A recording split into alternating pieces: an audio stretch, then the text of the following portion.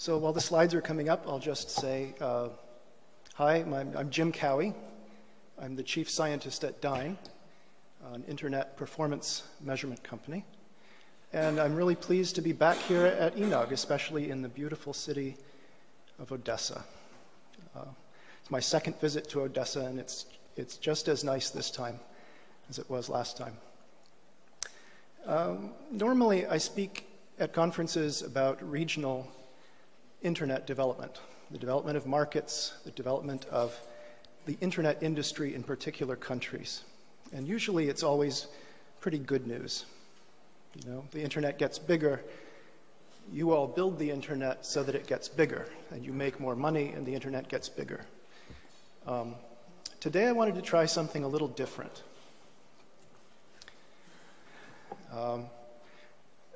Frankly, we have a problem. We have a very serious problem in the way the internet is operational today. And unfortunately, it's a problem that has no single solution. It has a solution, if it has a solution, only in the cooperation of all the network operators to get the right behavior to happen. Fundamentally, the problem we have is one of leakage and hijack and routing gone wrong. And as you know, the internet really has no central authority. It's not supposed to. The way that we derive the definition of what should be routed on the internet is that we collectively route things on the internet to the people we connect to. And out of that community agreement, that, let's even say, multi-stakeholder agreement on what should happen when the internet is operating correctly, we get the internet, which has served us so well. So unfortunately, because there's no central authority, and because we collectively have not done a great job producing that authority in the community, we have a trust problem. You have to trust the people you connect to send you the correct routes, that they're not lying to you, that they're not stealing space that they don't own. And they have to trust you in return, not to maliciously advertise space you don't own, or more likely to accidentally send them routes to things that you don't actually route traffic to. Now the problem is the scale of the internet. So this is a very large thing that we operate. And over all of these autonomous systems, over all these regions in the world, over the 500,000 or so individual routes that are out there, there's really there's no global agreement on how this should work. And I'm going to go through today some of the problems that this has shown us. We're just going to walk through the evidence for the problem, and then tomorrow I think we'll hear some more about potential ways that the community can work to solve this. The problem, of course, is that there is no perfect solution. There's only something we can work towards incrementally together. So I'm going to present 4 different ways in which we see this problem on the internet when we look at the routing table, as we have for, for more than 15 years. So risk number 1 is the simplest one. You do this probably by accident all the time. It's oversharing, sending the right routes to the wrong people. So here's kind of how we all understand peering to behave. This is how it should happen. This is the most common interconnect between 2 organizations out there. A and B want to connect to each other. Why? Mutual benefit. They want to expose their customers to each other. And to make this work and not leak anything, you just need 2 rules. It's symmetric. A needs to announce their customers to B. B, come reach my customers. B then has to take those announcements and keep them among its own customers, okay? And vice versa. If you do that, everything works out well. You can see each other's customers, but if you do it right, nobody outside your relationship knows even that you necessarily have a relationship. So one way that this can go wrong is you send your peering routes to the wrong people. So if B takes the announcements of how to reach A's customers and sends them upstream to his transit providers and says, hey, I can reach A's customers. Or if he sends them over to his other peers, not honoring the no export, which should presumably be set on these routes, then he's going to get traffic. He's going to be on the inbound path to A, to the world, which he probably did not intend to do, maybe. The other thing can also happen, right? This is like being an accidental transit provider. If B sends his routes to the world and to his peers over to A, and A accepts those, right? Then we have the same problem in reverse. Now, B is going to be in the outbound traffic path from A to the world. A suddenly says, oh, B is a perfectly good way to get to the world, maybe for free. So sometimes A won't even mention this, right? Oh, you know, I get free transit from B. He's willing to leak my routes to the world. Why not? But this should not happen, right? These are both of these scenarios are clear violations. Now we see this in practice, right?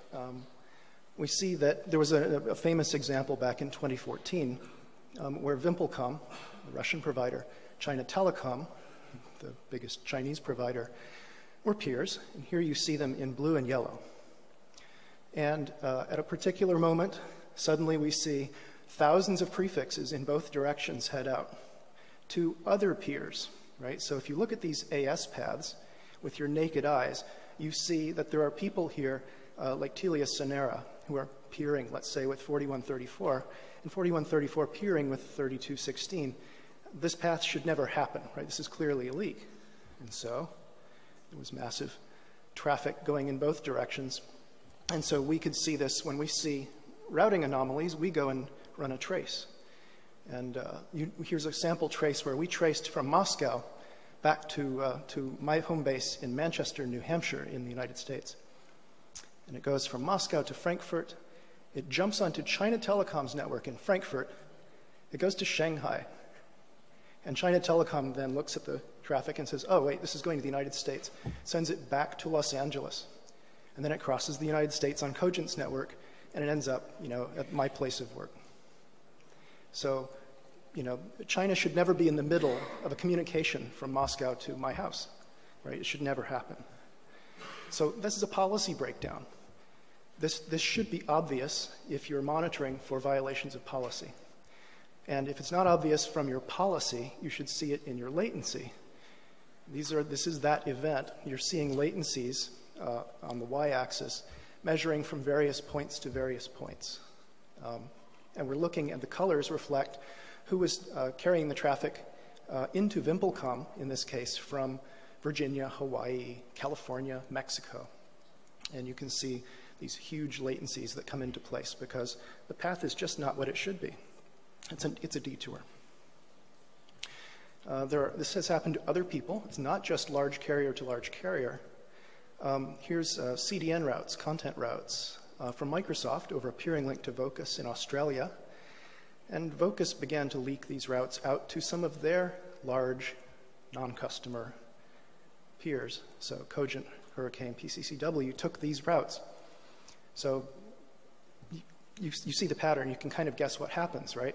Long detours. So you see traffic from the west coast of the United States going up the coast to Microsoft, going to Australia, and then coming back. And the latencies go through the roof. Now, who paid for all that traffic to be carried across the ocean twice? We don't know. Let's go to something a little more potentially serious. So squatting. I don't know if squatting translates well into Russian, but to squat on space that you don't own, that nobody is using, even though it's registered to somebody else. So here's an example. There's an entity in Petersburg called the Petersburg Internet Network, and they express AS paths that look like this. And they use a lot of different network address space downstream, and it changes very quickly, like minutes. So these are coming for a while, they're being used for some purpose, and then they go away. And if you look downstream of Petersburg in the AS path, you see other ASs from India and so forth that they don't actually have relationships with. These are just synthetic. They're phony. They're just being injected into the path to make it look like the origin is not who it is. And so the changes happen very quickly, or they last for sometimes for hours. Don't know what's going on there. Maybe they're using the space to send email, probably. Maybe something else. But if you're only doing origin-based analysis, you're going to be frustrated because the origin is not the origin. The origin is 1-2 hops upstream. This is a TV broadcasting network in China that got this treatment for a period of time over several days. In fact, if you look for 1 month, here's a list of people who got this treatment, the different networks.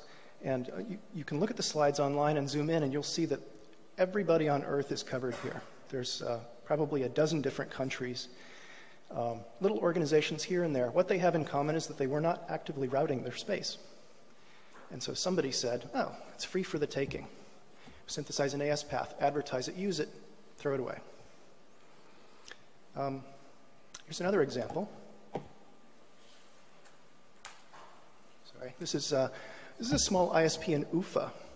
Now, I'm deliberately calling out some examples from the ENOG region. I don't mean to imply that it all happens here, but it was pretty easy to find examples in the ENOG region of this happening. So here's a little ISP in Ufa who probably should have known to filter these routes of somebody advertising to them downstream. Now look who's the origin ASs for this path. It's plausible-looking Western European orgs. And again, they've modified the AS paths so that in this case, the prefix they're originating is BT, British Telecom Infonet, and it kind of matches the origin, so the sophistication increases. Now the prefix matches the apparent origin, even though the apparent origin never heard of this before. Okay, and off it goes. So the question for the community as we work towards this is, how are we supposed to stop this? So we had several opportunities to shut things like this down, about 3 in this case. So Telecontour out in Ufa has 2 transit providers. They only have 4 routes, small blocks. They only have small local peers if they peer at all. Their policy is probably pretty easy to express. They know exactly what they should be routing. And something came out of their system that should not have come out of their system, but they missed the chance. So it went upstream. So Wimpelcom, their transit provider, took it. Now Wimpelcom is, of course, much larger. Right? They have 5 large transits. They have hundreds of peers. They peer with very large international organizations. They have 10,000 customer routes on net. They can still express their policy. They can still be careful about this. It's a lot harder for Wimpelcom than it is for a little regional guy like Telecontour. But again, presumably they had a chance at stopping it, but they missed it too. So off it goes. Past that point, it goes to 50,000 autonomous systems all over the world, and it becomes truth.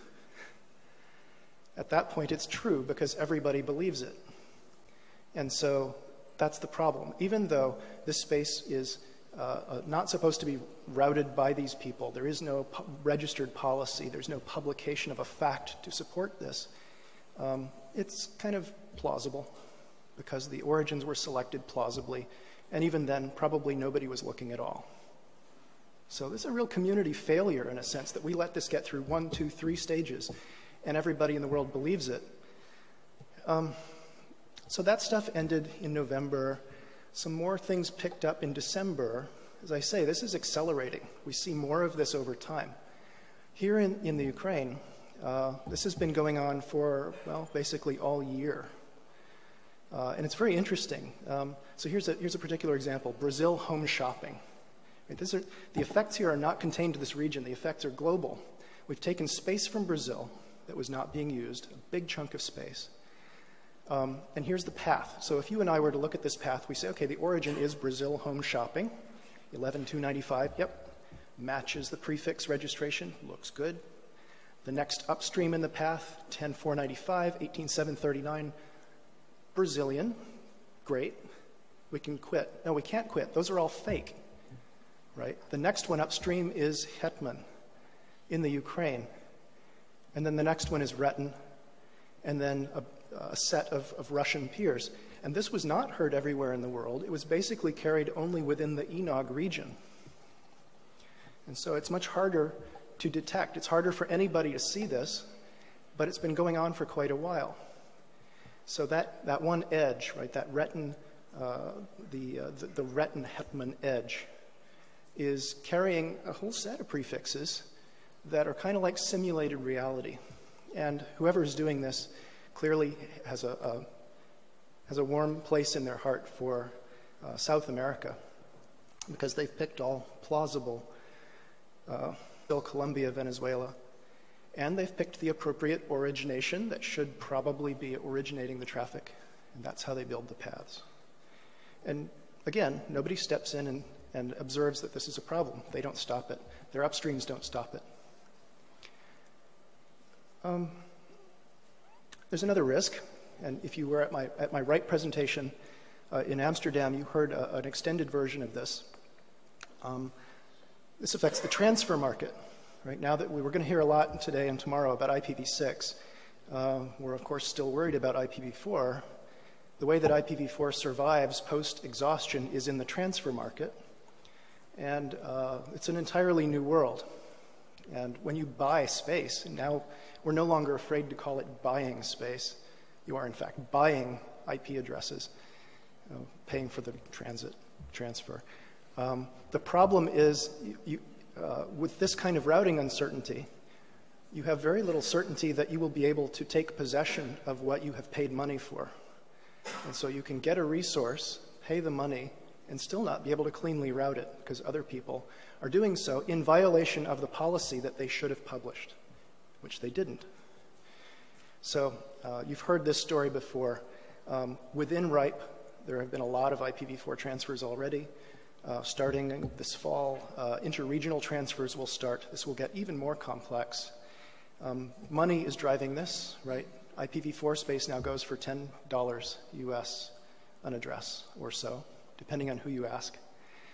The problem is things like this. So here's somebody from a Romanian provider who transfers or sells through a broker a block of space to the mobile phone company in Iran, and they start originating the space.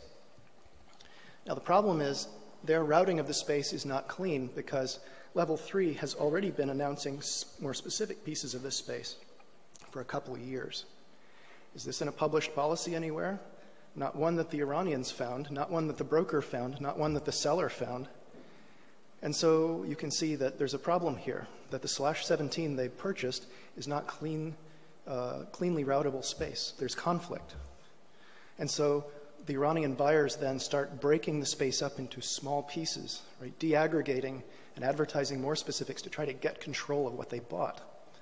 And the problem is that over time, we end up with situations like this, where both the buyer and the seller are routing the space. They have presumably contradictory policies about what they should be publishing, and yet they're not publishing them so that anybody can resolve them. And so nobody upstream knows who to believe, what to choose, or even that there's a problem at all. The only thing we see is that half the world will send a trace route to this space through Romania, and the other half will send it to Iran. That's not a way to run a market, right? That's not going to lead to a functioning market. Another great reason why we have to have some sort of agreed upon protocol in the community for saying what we will route and making sure that we accept only what is correct is to support this market, which we are stuck with probably for a decade at least. All right, final one, and this is the one that always seems to excite the journalists, even though really it's no more serious than the other things we've talked about for the internet, is the man-in-the-middle attacks, right? So the model here is I hijack a piece of space, but I very carefully only announce the hijack to some of my peers and not others of my peers, deliberately constructing an incoherent, inconsistent policy. Why? Because I'm hijacking the space because I want the traffic to come to me.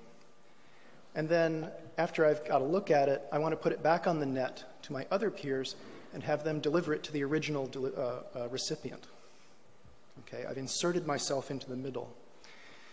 And we documented a set of these starting in 2013. This is the Pilasov-Capella hijacking model, which we never thought we would see in reality, and yet here it is. So here we have the Belarus incumbent, apparently hijacking multiple entities in February, a couple years ago. And there are different downstream ASs that appear to be the origins of this, but as we started out showing, the origin AS can be anything you want. When you actually run the traces, you see traces go through Bell Telecom. And there's a range of prefixes all over the world that were subject to this treatment. And what they had in common was, if I ran a trace to them, let's say they were in Los Angeles, I run my trace from New York, as in this illustration. The trace is going to go to London, to Moscow, back to Minsk, then back to Frankfurt, and then on to the ultimate destination in Los Angeles. And we wrote about this on the Dine Research blog, if you'd like to read about it. There's a better view of it. The only way you can see that anything is going on here is by the increase in latency, because you're doing 2 ocean crossings you should not be, instead of 1 across the United States. And so if you ran a trace route, if you were lucky enough to run a trace route, here's a trace from Helsinki to the Ministry of Foreign Affairs of Lithuania, which had a prefix in this set. The trace goes Helsinki, across Finland, into Stockholm, off to Russia, back to Minsk. And then it goes to Lithuania, right? This is not a normal path. And the legitimate route, you can see, should have 13194 upstream of the ministry. And in this case, the upstream of the ministry has developed a new pseudo-customer, Bell Telecom. This lasted about an hour, and again, very sophisticated use of BGP communities to make sure that the leak itself was not propagated beyond the immediate region. This should not have happened. Anybody that they talked to, anybody that they propagated this to, should have been on notice that this was not legitimate. It's pretty obvious once you have looked at it.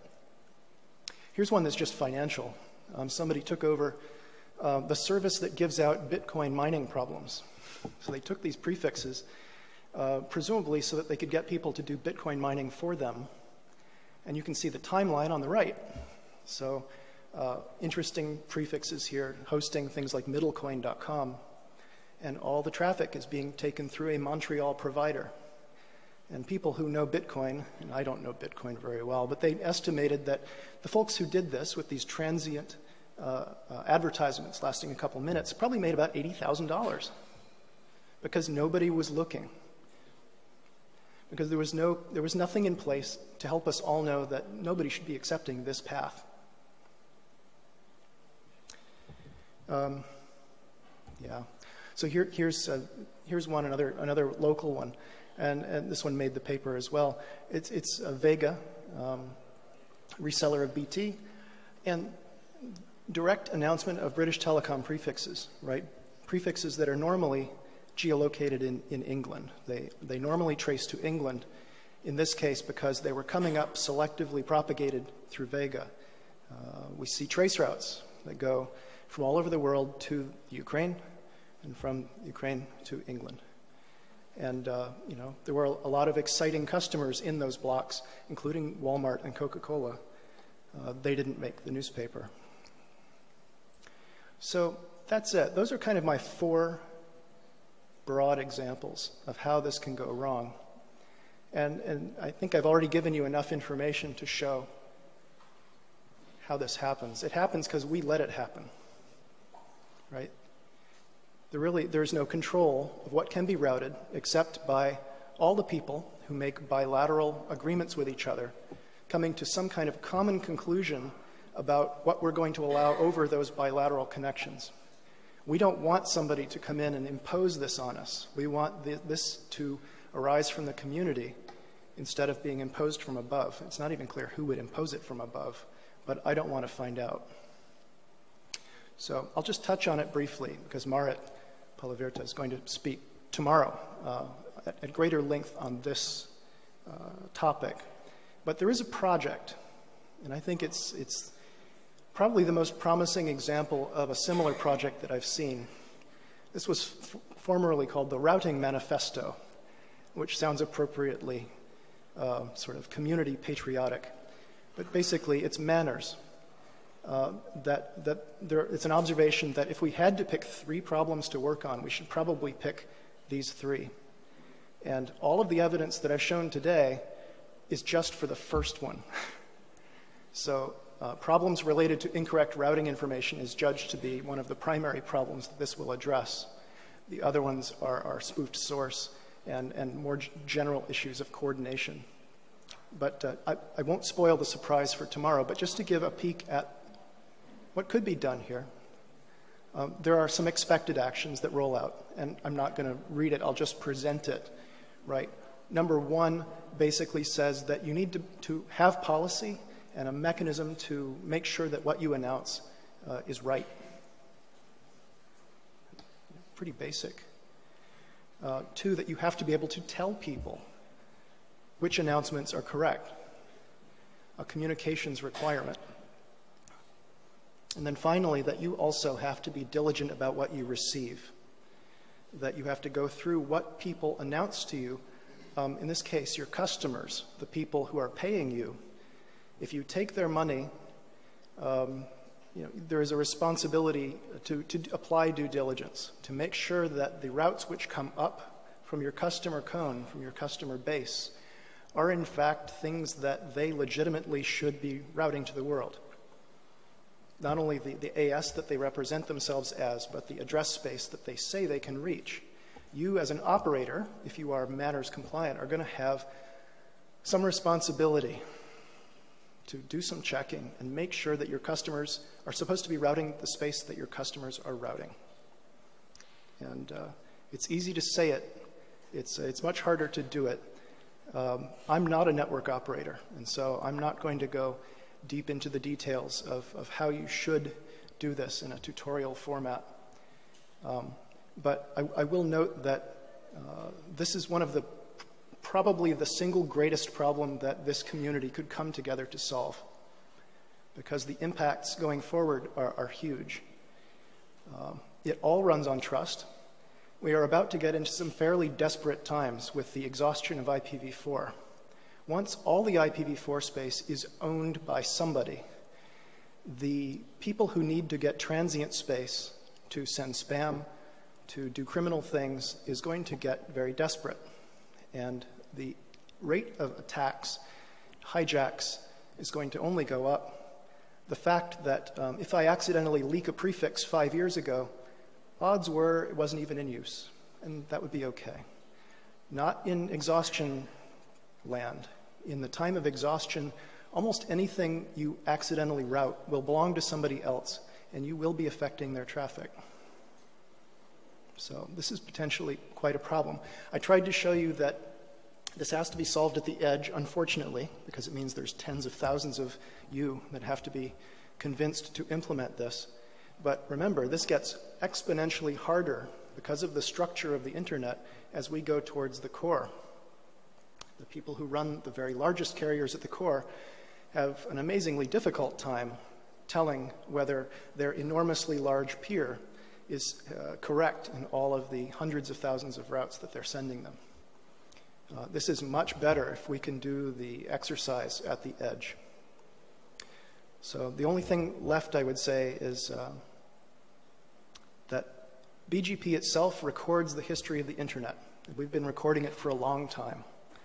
And I know that RIPE has been recording it for a long time, and it's good to know that there are people watching, because verification, fortunately, is going to be fairly easy. We will be able to tell which operators are operating according to people's norms, and we'll know who's not. And it's not good necessarily to name everybody who does something wrong, does something accidentally, but there's going to be more visibility on this thanks to the MANRS effort and thanks to the work of RIPE and at DYNE over the coming years, because there's no other way to make this problem known to the people beyond this community who all need to fix this problem in their own networks first. So I think that's it, and I will take some questions, but thanks.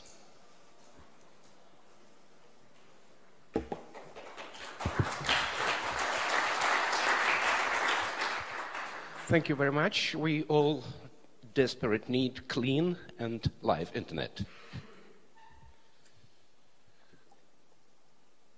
Dmitry? Up to the mic.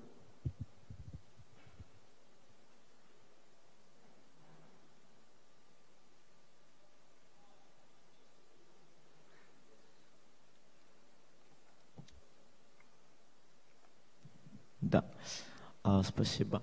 У меня короткое замечание. Компания Getmansoft — это, собственно, провайдер, один из двух провайдеров того самого интересного центра интернет-адресов Донецкой Народной Республики, по которому вы недавно писали. У меня есть маленькая заметочка, если вы найдете эти адреса. So this is the so infamous Donetsk People's Republic provider. They have two upstreams. Hetmansoft is one of them. So the Brazilian addresses are used by Donetsk Republic, maybe. Yeah, so this is them. Yeah. Maybe there's some government people here so they can go and take care of the situation. No. I think, yeah, if you just go to BGP, Hurricane or peering database, and see who peers with Hetmansoft, you'll see that. It's a small private person business, I think. Yeah, true. The footprint is not large. Yeah, the footprint of this generally is not large. The number of people you have to reach is not large. Cool. Others? Okay. Thank you again. Well, thanks.